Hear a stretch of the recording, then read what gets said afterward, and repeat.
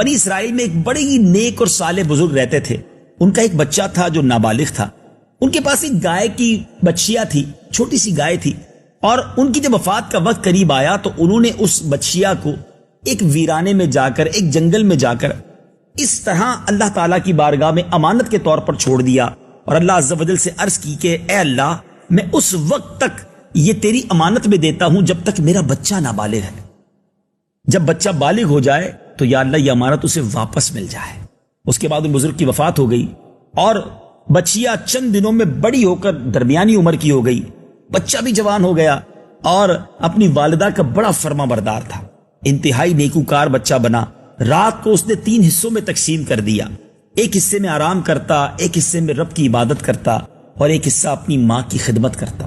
وہ نوجوان روزانہ جنگل میں جاتا، لکڑیاں کاٹ کر لاتا، اور ان کو فروخت کر کے بھی اس نے اپنی کمائی کے بھی 3 حصے کر دیے. 1/3 تہائی حصہ صدقہ کر دیتا، 1/3 اپنی ذات پہ خرچ کرتا، اور 1/3 رقم اپنی والدہ کو پیش کر دیتا. سبحان اللہ. ایک دن ماں نے اپنے بیٹے سے کہا کہ بیٹا، تیرے باپ نے وراثت میں ایک بچیا، گائے کی بچیا جو وہ چھوڑی ہے، بیٹا وہ تمہارے والد نے فلاں جھاڑی کے پاس جا کر اللہ کے سپرد امانت کے طور پہ کر دی تھی. اب تم اسی جگہ جاؤ، اللہ کی بارگاہ میں دعا کرو کہ یا اللہ میری وہ امانت مجھے واپس لوٹا دے. وہ نوجوان اسی علاقے میں واپس گیا، اللہ عز و جل کی بارگاہ میں التجا کی. رب عز و جل نے اسے وہ گائے گویا واپس عطا فرمائی. ایک خوبصورت سی چمکتی ہوئی جلد والی گائے دوڑتی ہوئی اس نوجوان کے پاس آ گئی، اور اس کا رنگ ایسا تھا جیسے اس کی چمک ایسی تھی جیسے سورج کی کرنیں اس میں سے نکل رہی ہوں. وہ نوجوان اس گائے کو لے کر اپنی والدہ کے پاس آ گیا، اور ماں نے کہا کہ بیٹا اب اس کو بازار لے جاؤ اور اسے 3 دینار میں فروخت کر دینا، مگر یاد رہے کہ کسی گاہک کو بغیر میرے مشورے کے نہ دینا. اور اس زمانے میں گائے کا ریٹ 3 دینار ہی چلتا تھا. نوجوان بازار گیا اور اس نے دیکھا کہ ایک گاہک آیا. در حقیقت ناظرین وہ فرشتہ تھا. اس نے اس نوجوان سے کہا کہ یہ میرے ہاتھ فروخت کر دو تو، لیکن میں تمہیں 3 دینار سے زیادہ دوں گا، مگر مشورہ کسی سے نہ کرنا.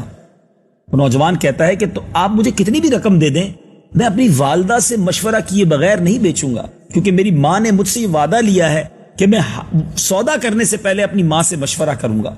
بہرحال وہ واپس والدہ کے پاس آیا اور کہا ماں ایک گاہک تو آیا تھا، 3 دینار سے زیادہ کی آفر بھی دی، مگر میں نے اسے منع کر دیا کہ میں نے آپ سے مشورہ پہلے کرنا تھا. ماں نے کہا بیٹا معلوم ہوتا ہے کہ وہ کوئی فرشتہ ہوگا، تمہارا جاؤ اور اسی سے مشورہ کرو کہ کیا ہم یہ گائے کو فروخت کر دیں یا کیا کریں.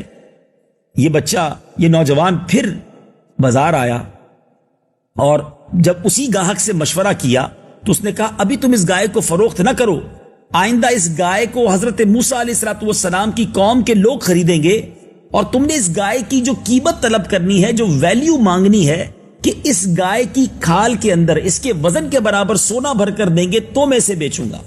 بڑی عجیب بات تھی کہ 3 دینار کا ریٹ ہے اور وہ فرشتہ یہ صلاح دے رہا ہے، یہ سجیشن دے رہا ہے کہ تم نے اس گائے کو فروخت نہیں کرنا، کچھ عرصے کے بعد تمہارے پاس حضرت موسیٰ علیہ السلام کی قوم کے لوگ آئیں گے. بہرحال اب ایک اور واقعہ اس دور میں پیش آنے لگا. وہ ماجرا یہ تھا کہ بنی اسرائیل میں ایک بڑا مالدار شخص تھا جس کا نام عامیل تھا. اس کی چچا کے دونوں لڑکوں نے اسے قتل کر دیا اور اس کی لاش کو ایک ویرانے میں پھینکا اور خود بھاگ گئے. بڑا تلاش کیا کہ اس کا قاتل کون ہے، مگر کوئی انویسٹیگیشن کے بعد بھی پتہ نہیں چل رہا تھا. یہ لوگ حضرت موسیٰ علیہ السلام کے پاس آئے اور آ کر کہا کہ حضور ہمیں بتائیے، ہم قاتل کی تلاش کرنا چاہتے ہیں. حضرت موسیٰ علیہ السلام نے انہیں کہا کہ ایک گائے کو ذبح کرو، اس کی زبان یا دم کی ہڈی کو لاش پر مارو، وہ زندہ ہو کر خود ہی تمہیں اپنا قاتل بتا دے گی. یہ سن کر اب بنی اسرائیل کے لوگوں نے حضرت موسیٰ علیہ السلام سے کوسچن کرنے شروع کر دیے، سوال کرنے شروع کر دیے کہ ہمیں گائے کی عمر بتائیے، اس کا رنگ بتائیے، وہ دکھنے میں کیسی ہے. وہ سوال کرتے گئے، آپ جواب دیتے گئے، لیکن یعنی آپ سمجھتے ہیں ناظرین کہ اگر نیرو سرچ جس کو کہتے ہیں، اتنے کوسچن کیے کہ بالآخر جب حضرت موسیٰ علیہ السلام نے ساری تفصیل بتائی، اور یہ ساری تفصیل قرآن میں موجود ہے، وہاں ایک ہی گائے ایسی تھی جس کا رنگ، جس کے بارے میں جو بھی قرآن نے بیان کیا، حضرت موسیٰ علیہ السلام نے جو ان لوگوں کے سامنے بیان کیا، اب اس جیسی ایک ہی گائے تھی. مالدار شخص تھا، قاتل کی تلاش تھی. بہرحال اس گائے کو وہ نوجوان تک پہنچ گئے اور کہا میں یہ گائے بیچ دو. اب اس نوجوان نے کہا کہ میں نے تو اس گائے کے چمڑے میں آپ سونا بھر کے دیں گے تو اتنے وزن کے سونے کے مقابلے میں بیچنی ہے. ان لوگوں نے اتنا سونا دیا, گائے کو خرید لیا. گائے کو جب ذبح کیا, اس کی زبان یا دم کی ہڈی جب مقتول کی لاش پر ماری تو وہ زندہ ہو کر بول اٹھا کہ میرے قاتل میرے چچا کے دونوں لڑکے ہیں جنہوں نے میرے مال کے لالچ میں مجھ کو قتل کر دیا ہے. یہ بتایا اور وہ پھر مر گیا. اب اس کے چچا کے بیٹوں کو گرفتار کر لیا گیا, سزا سنائی گئی. مگر ناظرین, جو مقصود ہے آج کا یہ واقعہ بیان کرنے کا کہ اس عظیم واقعے میں یہ قرآنی واقعہ ہے اور کتنا انٹرسٹنگ واقعہ ہے. پہلا مقصد تو میرا یہ ہے شوق پیدا کیا جائے کہ قرآن میں کیسے پیارے پیارے واقعات ہیں, کتنے انٹرسٹنگ یوں سمجھیے کہ قصے موجود ہیں. آپ یہ سن رہے ہوں گے اور ہو سکتا ہے کہ آپ سوچ رہے ہوں گے کہ آگے مزید کیا ہوگا. اور ساتھ ساتھ یہ بھی سمجھنا ہے کہ لوگ آج کے دور میں پتہ نہیں کون کون سے واقعات, کون کون سے ناول ڈائجسٹ جس میں نہ جانے کتنی غیر اسلامی باتیں ہوتی ہیں, انٹرسٹ کے لیے, شوق کے لیے پڑھتے ہیں, ٹائم پاس کے لیے پڑھتے ہیں. کیوں نہ قرآن پڑھا جائے, قرآن سمجھا جائے, خود بھی بیٹھیں اور بچوں کو بھی قرآنی واقعات سنائیں. انٹرسٹ بھی ہے اور ساتھ ساتھ اس میں میسج بھی ہے. اب اس واقعے سے میں کتنے سارے میسج, کتنے سارے پیغام ملیں گے, ذرا غور سے سنیے. اس میں ایک اہم بات تو یہ پتا چلی کہ وہ بچہ ماں باپ کا فرما بردار تھا.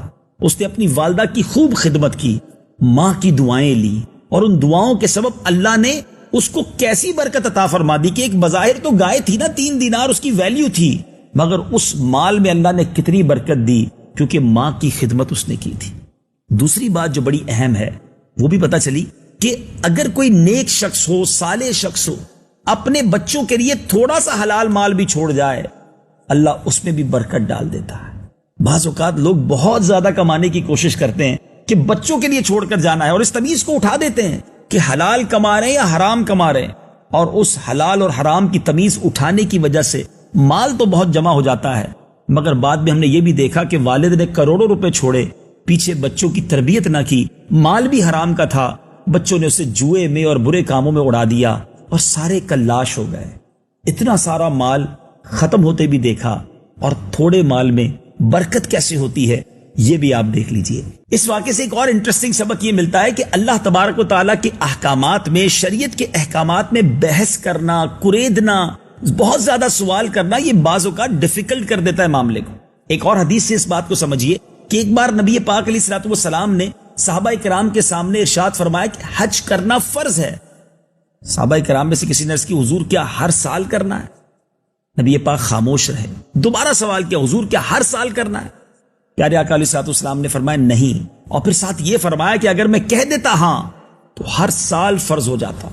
تو یہاں یہ پتا چلا کہ جب شریعت کا کوئی حکم پہنچ جائے تو ہر چیز میں بہت زیادہ بحث کرنا, ڈیٹیل میں جانا, کوشچن کریٹ کرنا, لاجک تلاش کرنا, یہ ہمارا کام نہیں ہے. ہم اللہ کے بندے ہیں.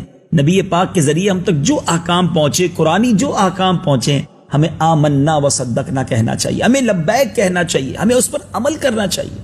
صلو علی الحبیب صلی اللہ تعالی علی محمد. مجھے اپنی اور ساری دنیا کے لوگوں کی اصلاح کی کوشش کرنی ہے.